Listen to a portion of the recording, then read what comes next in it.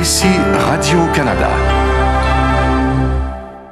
La Ligue de hockey semi-pro du Québec est souvent accusée de s'ancrer dans un style révolu qui attire pourtant une clientèle que la violence ne rebute pas. Mais cette Ligue a su innover pour que son produit devienne accessible, comme nous le dit Gilles Gagnon.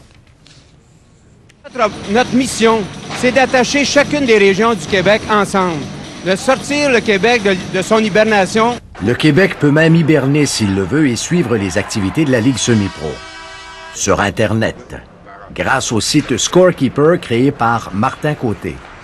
Le chronométreur devient le statisticien en inscrivant tout ce qui se passe dans une page de dialogue du tableau du match. L'auteur du but, ceux qui y ont contribué, le temps où ça s'est passé et le tour est joué. Et au même instant, les gens qui sont sur le web peuvent voir apparaître une information leur disant que le but a été marqué ainsi que le temps. Et il semble qu'on se colle au site comme les mordus du Canadien se collaient à leur poste de radio dans les années 40. Le site Internet de la Ligue semi-pro est le plus consulté après le Canadien de Montréal. L'homme orchestre du banc des pénalités peut aussi se transformer en annonceur maison, une autre caractéristique du système. Dans la Ligue semi-pro, les matchs commencent au plus tôt à 20h.